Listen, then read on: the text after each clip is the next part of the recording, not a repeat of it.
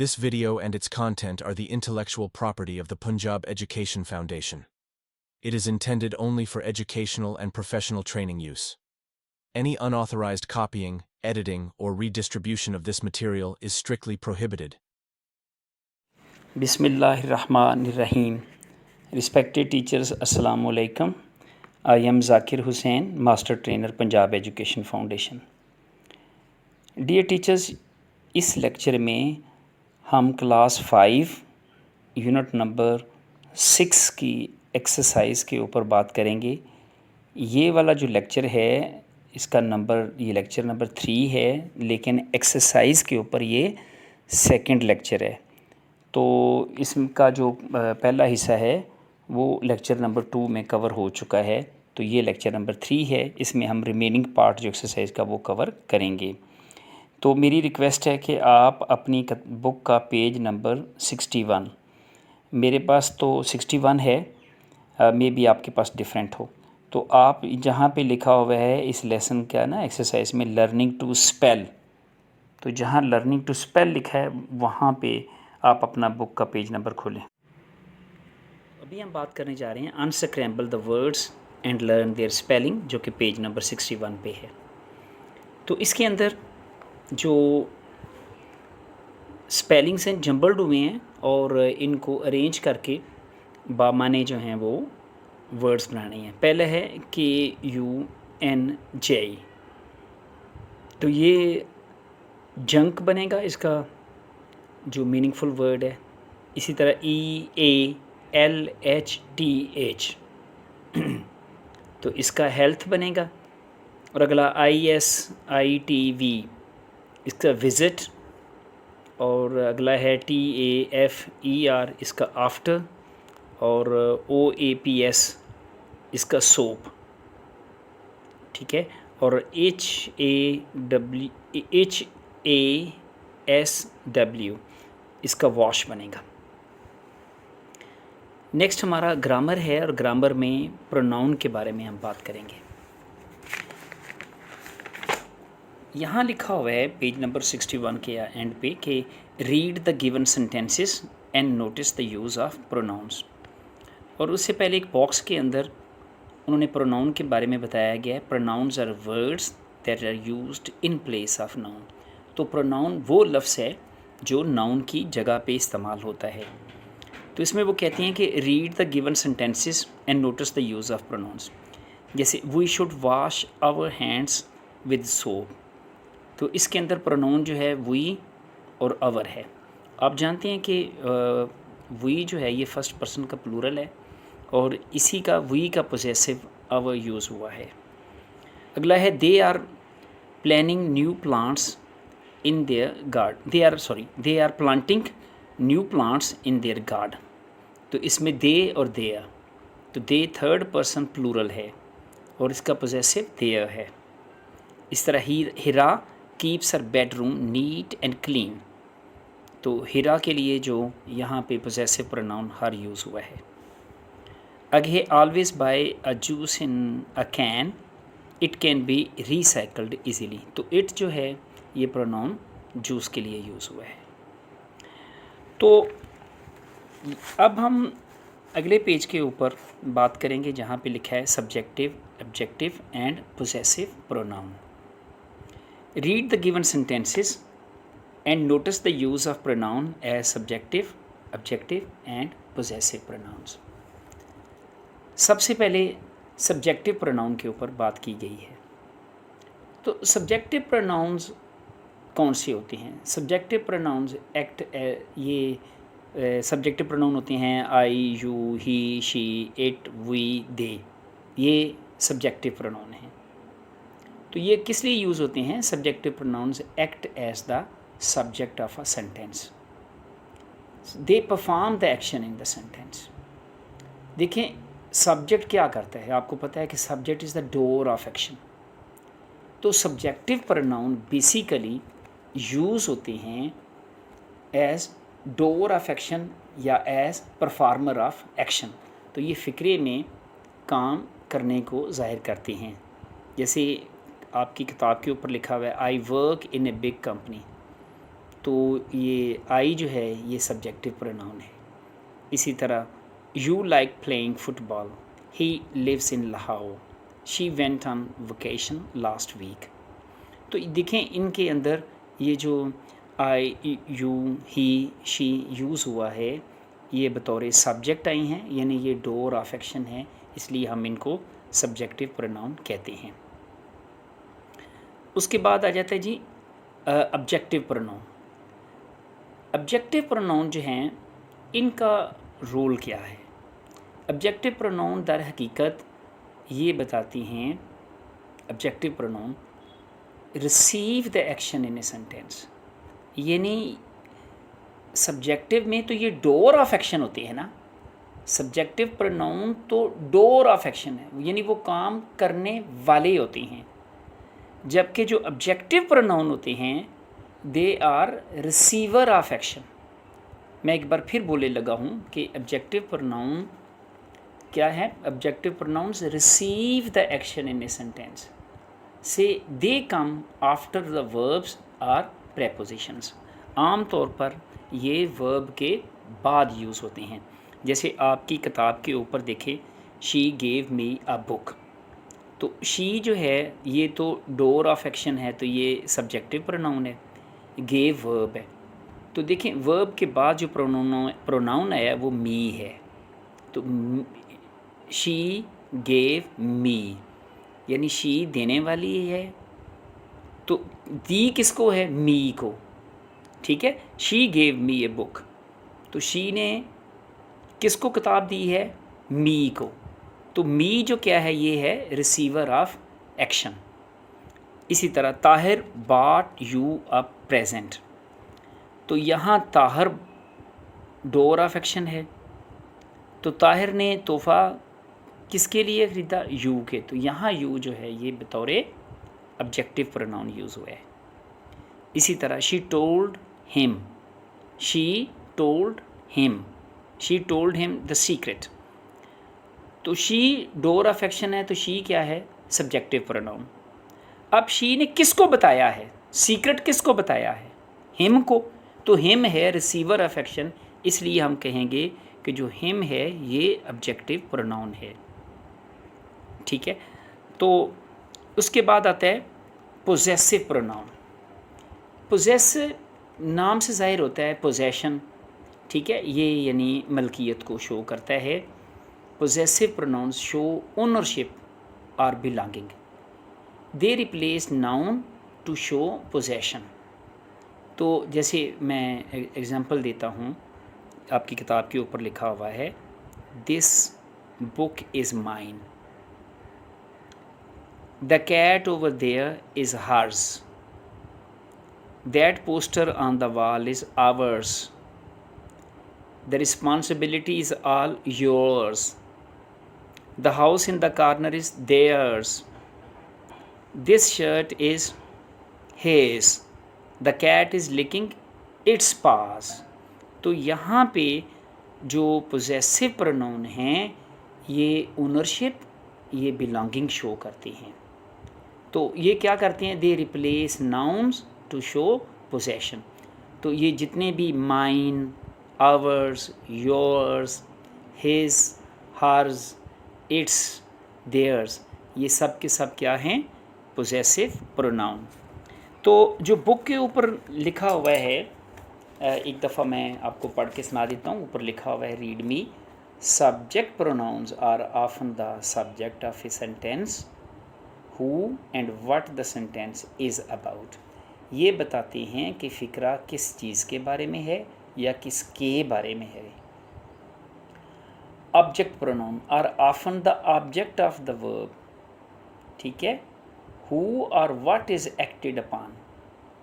तो ये जो एक्शन रिसीवर होते हैं बेसिकली, और a pronoun that shows possession और ownership is called the possessive pronoun. आइए अब हम बात करते हैं, यहाँ पे जो एक्सरसाइज दी है, use two subjective, objective and possessive pronoun each in your sentence and write them in your notebook. यानी दो आपने सब्जेक्टिव के फ़िक्रे बनाने हैं दो आपने ऑब्जेक्टिव के और दो ही आपने पोजेसिव प्रोनाउन के आपने सेंटेंस बनाने हैं। आइए सबसे पहले हम सब्जेक्टिव जो है इसके हम दो सेंटेंस बनाते हैं। जैसे पहला है I like to read books, तो इसके अंदर जो आई है ये बतौर सब्जेक्ट प्रोनाउन यानी सब्जेक्टिव प्रोनाउन के तौर पर यूज़ हुआ है। We went to the park, इसके अंदर वी जो है ये बतौर सब्जेक्टिव प्रोनाउन। और शी सिंग्स ब्यूटिफुली, तो शी जो है ये डोर ऑफ एक्शन है, तो शी जो है ये सब्जेक्टिव प्रोनाउन है। और अगला है दे आर हेल्पिंग अस, तो इसके अंदर जो दे है ये क्या है, सब्जेक्टिव प्रोनाउन, ये डोर ऑफ एक्शन है, तो इसलिए हम इसको सब्जेक्टिव प्रोनाउन कहेंगे। उसके बाद यानी सब्जेक्टिव प्रोनाउन बेसिकली ये बताते हैं कि who is doing the action, ये इस चीज़ का आंसर होते हैं। और ऑब्जेक्टिव प्रोनाउन की हम दो मिसालें देंगे। जैसे he gave me a gift, तो ही तो डोअर है, तो मी जो है ये यहाँ पे ऑब्जेक्टिव प्रोनाउन के तौर पर यूज़ हुआ है क्योंकि ये एक्शन रिसीव कर रहा है, ये गिफ्ट वसूल कर रहा है। He gave me a gift, तो मी क्या है, ऑब्जेक्टिव प्रोनाउन है। इसी तरह द टीचर कॉल्ड अस, तो टीचर ने किन को पुकारा है, किन को बुलाया है, अस को, तो अस क्या है, रिसीवर ऑफ एक्शन। इसी तरह आई विल हेल्प यू, तो आई जो है वो किसकी हेल्प करेगा, यू की, तो यू क्या है, रिसीवर ऑफ एक्शन, तो ये हम इसको कहेंगे ऑब्जेक्टिव प्रोनाउन। उसके बाद पोजेसिव प्रोनाउन के हम तीन सेंटेंस बनाएंगे। जैसे this book is mine, the house is ours, that bag is his, these shoes are theirs, तो ये जो मैंने माइन, आवर्स, योर्स, देयर्स, ये सब क्या हैं, ये पोजेसिव प्रोनाउंस हैं। अगला हमारा जो है वो है subject verb agreement. Subject verb agreement देखें कि इसका बेसिक तो एक सिंपल सा ये है कि आपने वर्ब लगाते हुए ये देखना है कि सब्जेक्ट क्या है, तो आपने सब्जेक्ट को देखकर वर्ब लगाना है। जैसे ये फ़िक्रे हैं, अगर आप ये पढ़ें तो अंदाज़ा हो जाएगा कि पहला फ़िक्रा है doctor Haroon is giving instructions to students, तो हमने इस जो है क्यों लगाया है, क्योंकि डॉक्टर हारून जो है ये सिंगुलर है और ये थर्ड पर्सन है। The students are washing their hands, तो चूँकि स्टूडेंट ज़्यादा हैं तो इसलिए हमने क्या लगाया है, आर। अगला है I am fond of reading, तो आई के साथ एम लगता है, तो ये चूँकि हम आई के साथ इस तो नहीं लगा सकते, आई के साथ आर तो नहीं लगा सकते, ठीक है, तो आई के साथ क्या लगता है, एम, तो ये इसे हम सब्जेक्ट वर्ब एग्रीमेंट कहेंगे। तो जो बुक के ऊपर लिखा हुआ है a singular subject always takes a singular verb and a plural subject always takes a plural verb, तो देखें यू एक ऐसा यानी सिंगुलर के साथ तो सिंगुलर वर्ब इस्तेमाल होगा, प्लूरल के साथ प्लूरल इस्तेमाल होगा, ठीक है। जैसे आई एम, लेकिन जब आई का प्लूरल करें तो वी आर, लेकिन यू एक ऐसा प्रोनाउन है जो कि सिंगुलर के लिए भी वो इस्तेमाल होता है और प्लूरल के लिए भी, और चाहे सिंगुलर है चाहे प्लूरल है, दोनों सूरतों में यू के साथ कौन सा प्रोनाउन यूज़ करेंगे, हम आर यूज़ करेंगे प्रेजेंट टेंसेस के लिए, जैसे प्रेजेंट कंटिन्यूस टेंस है। आइए अब हम बात करते हैं read the given sentences and tick the verbs that agree with the subject, तो हमने देखना है कि इनके साथ कौन सा वर्ब जो है वो सूट करेगा। पहला है माय मदर लाइक्स या लाइक, टू ईट वेजिटेबल्स। अच्छा टीचर्स, इसको वेजिटेबल्स नहीं बोलना, वेजिटेबल्स, ठीक है। माई मदर, क्या लाइक्स आएगा या लाइक आएगा? चूँकि माई मदर थर्ड पर्सन है तो आप जानते हैं कि प्रेजेंट इंडेफिनिट या प्रेजेंट सिंपल टेंस के अंदर हम थर्ड पर्सन सिंगुलर के लिए एस या ई एस का इजाफा करते हैं। तो यहाँ आएगा my mother likes to eat vegetables. अगला है स्पोर्ट्स कीप या कीप्स अस हेल्थी। अच्छा देखें, स्पोर्ट्स के साथ बेशक एस लगा है, लेकिन टीचर्स ये जो स्पोर्ट्स है ये प्लूरल नाउन नहीं है, ठीक है। इसलिए आप इसको इस बच्चों को बताना है कि देखें हर लफ्ज़ जिसके साथ, क्योंकि वो उस वर्ड का ही हिस्सा है, तो आप भी क्या कहेंगे, स्पोर्ट्स कीप्स अस हेल्थी। मैं फिर वो बताने लगा हूँ कि स्पोर्ट्स को आपने प्लूरल नहीं समझना, तो ये सिंगुलर है, इसलिए हम क्या कहेंगे, स्पोर्ट्स कीप्स अस हेल्थी।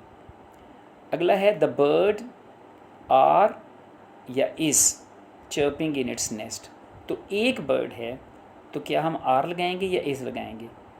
तो यकीनन ये सिंगुलर है तो फिर हम इज़ लगाएंगे, the bird is chirping in its nest. अगला नेक्स्ट है दे डू या does not waste their time. तो do not, they do not या दे डज नॉट क्या लगना चाहिए? Yes, do not, they do not waste their time. आगे है जी पाकिस्तानीज़ इज़ या आर ब्रेव पीपल। तो चूँकि पाकिस्तानीज़ प्लूरल है इसलिए हम क्या कहेंगे, Pakistanis are brave people. Dear teachers, अगला हमारा जो टॉपिक है ये राइटिंग है। इसमें लर्निंग टू राइट और कहा गया read the given narrative paragraph. और ये जो एक बॉक्स के अंदर नैरेटिव पैराग्राफ के बारे में बताया गया, नैरेटिव पैराग्राफ रीटेल्स एन इवेंट। तो नैरेटिव पैराग्राफ जैसे नाम से ज़ाहिर है कि हम नरेट से नैरेटिव है, यानी ये बयान करता है। तो और नैरेटिव पैराग्राफ रीटेल्स एन इवेंट, यानी ये क्या करता है, ये किसी वाक़े के बारे में बताता है या किसी स्टोरी के बारे में। मैं एक बार फिर बोलने लगा हूँ, a narrative paragraph retells a story or an event. तो it could be a tale, an account of one's life, a natural phenomena और अ सोशल इवेंट। तो इसमें कोई भी एक वाक़या जो हो चुका है, कोई भी फिनोमेना नेचुरल है या आपके साथ कोई एक्सपीरियंस हुआ है, उसको बयान कर जो किया जाता है, उस पैराग्राफ को हम नैरेटिव पैराग्राफ कहते हैं। अच्छा, narrative paragraph normally is divided into 3 parts. तो एक नैरेटिव पैराग्राफ के 3 हिस्से होते हैं। पहले हिस्से को, पहला पार्ट है टॉपिक सेंटेंस, दूसरा है बॉडी सेंटेंसेस और तीसरा है कंक्लूजन। आइए सबसे पहले हम बात करते हैं कि टॉपिक सेंटेंस क्या है। देखिए, narrative paragraph should always begin with the topic sentence. It tells what the writer will write about. It names the topic and shares specific thought or feeling about it. Narrative paragraph basically, जैसे ये हमने नाम से ज़ाहिर है कि topic sentence है, तो नैरेटिव पैराग्राफ आम तौर पर टॉपिक सेंटेंस से शुरू होता है। टॉपिक सेंटेंस क्या चीज़ है? टॉपिक सेंटेंस नाम से ज़ाहिर है कि ये बताता है कि पैराग्राफ किस चीज़ के बारे में लिखा जाने लगा है। तो it tells what the writer will write about. Topic sentence हमें ये बताता है कि इस पैराग्राफ में राइटर हमें क्या बताने जा रहा है। और जैसे नाम से ज़ाहिर है टॉपिक सेंटेंस है, तो इट नेम्स द टॉपिक। इसमें यूँ कह लें कि एक तरह से हमें टॉपिक बताया जाता है, and shares the specific thought और फीलिंग अबाउट इट। तो उसके बारे में, उस जो वाक़या हुआ उसके बारे में राइटर के क्या एहसासात हैं, राइटर के क्या फीलिंग्स हैं, क्या सोच है, क्या फ़िक्र है उसके बारे में। तो ये पहला जो है टॉपिक सेंटेंस हमें बताते हैं। अब मैं इसकी आपको एक एक सैम्पल टॉपिक सेंटेंस बताना चाहता हूँ।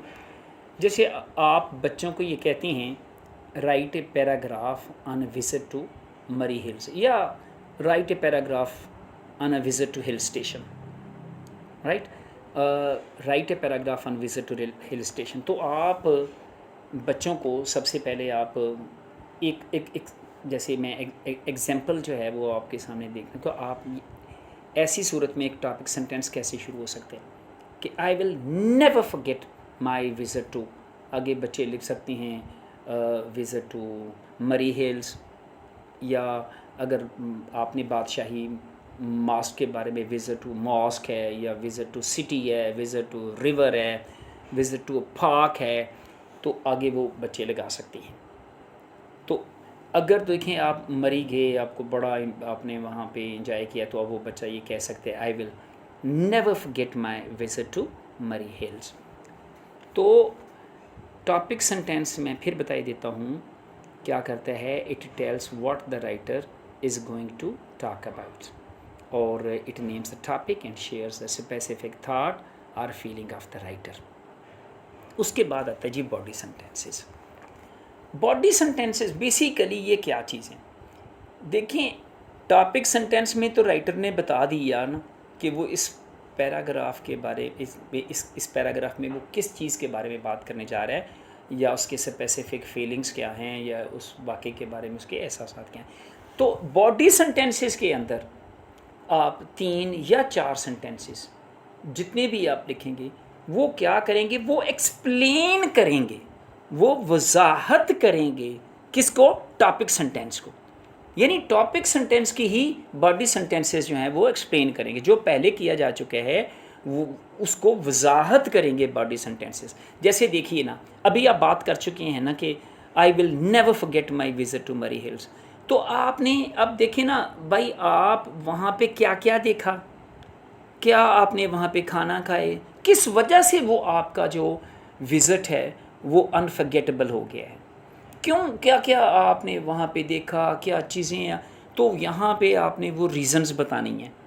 ठीक है, इसमें आप बयान कर सकते हैं कि भाई what you saw there, what was the most thrilling about your visit, ठीक है, what was new for you, what you bought there, what you ate there, where you stayed, what were the enjoyable things there for you।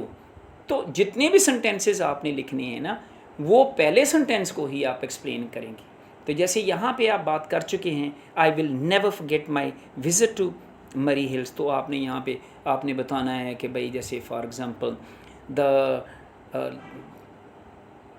tall mountains, the lush green forest were a very amazing sight for me। ठीक, तो आप वहाँ पे जो अपने वहाँ पे अगर केबल कार राइड ली है तो उसके बारे में कह सकते हैं कि cable car ride, the experience of the cable car ride was very innovative and thrilling and enjoyable for me.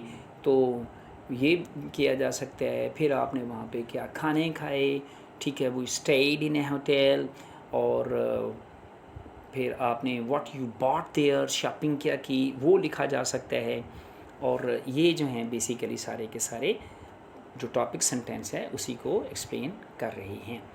तो body sentences may also include details about the setting as well as characters. Right body sentences that tell what happened in that event. तो ये body sentences बताती है वहाँ हुआ क्या है। It should include some sensory details to help recreate the experience. और आपने कुछ ऐसे सेंसरी डिटेल्स डालनी है कि ना सिर्फ आपके बल्कि जो पढ़ने वाला है वो भी वैसा ही फील करे जैसा आपने फील किया था वहाँ पे। और remind students that narrative bring stories to life. तो ये दर हकीकत जब आप बयान कर रही होती हैं तो वो जो पीछे आपने वाक़या देखा है ये उसको ज़िंदा कर देता है एक तरह से। उसके बाद आता है जी कंक्लूजन। अच्छा, कंक्लूजन के अंदर क्या करना होता है?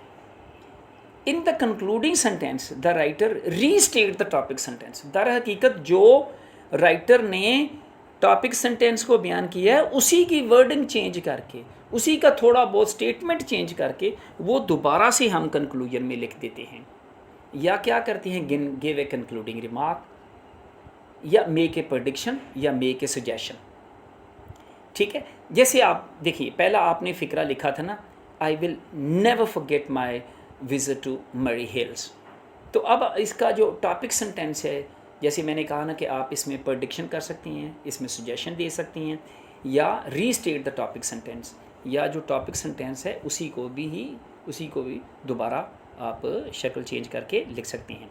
जैसे देखिए, आपने फ़िक्रा बोला था topic sentence, I will never forget my visit to Murree hills. तो इसका कंक्लूजन या सेंटेंस क्या हो सकता है, I enjoyed so much that I recommend that everyone should visit Murray Hills once in a year या once in a life। तो आपने क्या किया, इसके अंदर सजेशन दे दी। आप ऐसे भी कह सकते हैं, I enjoyed so much that I would love to go there again next year. अब इसके अंदर प्रेडिक्शन आ गई कि भाई मुझे तो इतना मज़ा आया कि मेरा दिल करता मैं अगले साल फिर जाऊँ। ठीक है, तो आपने जो टॉपिक सेंटेंस है उसी को ही आपने कन्वर्ट कर देना है प्रेडिक्शन में या सजेशन में। तो मैं उम्मीद करता हूँ कि इस तरह से आपका जो एक टॉपिक सेंटेंस और जहाँ पे बॉडी सेंटेंसेस और कंक्लूजन, ये जो एक नैरेटिव पैराग्राफ के मेन पार्ट्स हैं, इसकी वजह से आप बच्चों को वजाहत करेंगे और बच्चे इंशाल्लाह ताला पैराग्राफ लिखने के काबिल हो जाएंगे। लेकिन पैराग्राफ जो है, पैराग्राफ राइटिंग के लिए कुछ टेक्निक जो हैं वो आप यूज़ कर सकते हैं। एक तो जैसे पिक्चर प्रॉम्प्ट का पीछे जिक्र हुआ है, एक है जी आप क्वेश्चनिंग आंसरिंग टेक्निक। आप देखिए, पूरा पैराग्राफ बच्चे के लिए लिखना थोड़ा मुश्किल होता है, आप इसके लिए क्वेश्चन भी दे सकती हैं कि आप बच्चे क्वेश्चन के आंसर बना दें। तो छोटे छोटे आंसर होंगे, फिर बाद में कहें कि आप ये सेंटेंसेस को मिला लें, तो इस तरह से उनका एक पैराग्राफ जो है वो बन जाएगा। जैसे did you visit any hill station during this summer break या समर वेकेशन। तो क्या आपने इस गर्मियों की छुट्टियों में कभी आप कहीं गए हैं किसी हिल स्टेशन पे। How much did you enjoy, which places you visited, how long you stayed there, where you stayed, what did you eat, what did you buy। ठीक है, and your suggestion to other about going there। तो आप दूसरों के लिए क्या suggest करती हैं। तो जब बच्चे इन सवालात के जो हैं वो छोटे छोटे आंसर लिख लेंगे, so then with the help of these sentences they can write a narrative paragraph. तो आपने बच्चों को हेल्प करना है, असिस्ट करना है। जस्ट आप एक टॉपिक दे दें और बच्चों को कहें कि भाई इस टॉपिक के ऊपर पैराग्राफ लिखें, तो वो थोड़ा मुश्किल होगा। तो इसके लिए मैं ये कहता हूँ कि आपको एक टेक्निक जो है वो बच्चे को बतानी पड़ेगी, जैसे मैंने अभी आपको ये क्वेश्चन टेक्निक भी एक बताई है। ओके, इस यहाँ पे एक लिखा हुआ है, right A narrative paragraph about any memorable incidents of your school life. आपने एक पैराग्राफ लिखना है, नैरेटिव पैराग्राफ लिखना है, जिसमें आपने स्कूल लाइफ के बारे में कोई भी यादगार वाक़या बयान करना है। इसके लिए मैं आपको ये सजेस्ट करता हूँ कि आप बच्चों को थोड़ा हेल्प आउट किया करें कि उनको आप एक जो माइंड मैप है वो दिया करें, और माइंड मैप की मदद से उनको कहा करें। जैसे आपने मेमोरेबल इंसिडेंट है, उसके अंदर आप कह सकते हैं भाई इवेंट, ठीक है, तो कोई वाक़या है या फीलिंग्स है, ठीक है, वो आपने बयान कर देने हैं। जैसे इवेंट के अंदर क्या हो सकता है, कोई स्कूल का मैच है जो बड़ा यादगार उनके लिए है, या वहाँ पे कोई स्कूल का ट्रिप गया था, ठीक है, किसी म्यूज़ियम में गए हैं, ठीक, वहाँ पे जब अगर वो म्यूज़ियम में उनका स्कूल का ट्रिप गया है तो वहाँ उनके फीलिंग्स क्या थे, क्या वो एक्साइटेड थे, हैप्पी थे, ठीक है, और what lesson they learned there, और वहाँ पे इकट्ठा होने की वजह से क्या क्या उन्होंने वहाँ पे शरारतें की, व्हाट हैपेंड, वहाँ पे क्या उन्होंने टीचर्स ने कैसे उनको असिस्ट किया, what they enjoyed the company of the friends, तो कैसे उन्होंने वहाँ पे इंजॉय किया। तो यहाँ पे मैं आपको ये एक नैरेटिव पैराग्राफ का एक आपको एक एग्जांपल शेयर करना चाहता हूँ। तो one of the most memorable incidents of my school life was our class trip to the museum. I was very excited because it was my first time visiting a museum with the friends. देखें यहाँ पे जो पहला sentence है, one of my most memorable incidents of my school life was our class trip to the museum. ये topic sentence है और ये सेंटेंस बता रहा है कि इस पैराग्राफ के अंदर वो एक अपने स्कूल के ट्रिप जो कि म्यूज़ियम में गया था उसके बारे में बताने लगा है। अब बाकी जो फ़िक्रे होंगे ना, देखेंगे उसके अंदर वो डिटेल देगा। I was very excited because it was my first time visiting a museum with friends. We saw many old things like swords, coins, paintings. While looking around, I got separated from my classmates and felt scared. तो मैं अपने दोस्तों से अलग हो गया, मैं खौफज़दा feel किया। Luckily my teacher saw me and helped me find my friend again. तो खुशकिस्मती मेरे टीचर ने देख लिया और उसने फिर मुझे दोबारा से ग्रुप में शामिल करवा लिया। After that I stayed close to my group and we all enjoyed the trip together. That day I learned the importance of staying with my friends. उस दिन पता चला दोस्तों के साथ रहने के फ़ायदे and listening to my teachers, और टीचर की बात ज़रूर सुननी चाहिए। It was a fun and unforgettable day. तो ये मेरा नाकाबिले फरामोश दिन था। तो यूँ हमने एक नैरेटिव पैराग्राफ जो है वो लिख लिया। उसके बाद है creative writing. Creative writing, right a paragraph on how you spent your time at home during coronavirus lockdown. Mention any new skill you learned during this lockdown. तो ये क्रिएटिव पैराग्राफ है कि आपने एक पैराग्राफ लिखें कि आपने कोरोना वायरस के दौरान, जब कोरोना वायरस में लॉकडाउन था, तो आपने घर में वक्त कैसे सर्व किया। मेंशन एनी न्यू स्किल, आप बयान करें कि आपने कौन सी कोई नई महारत सीखी ड्यूरिंग दिस लॉकडाउन, इस लॉकडाउन के दौरान। तो ये जो हम पढ़ने जा रहे हैं इसके पैराग्राफ जो है, during the corona virus lockdown I spent most of time at home with my family. Schools were closed, so I attended online classes and completed my homework regularly. I also played indoor games with my siblings and watched cartoons.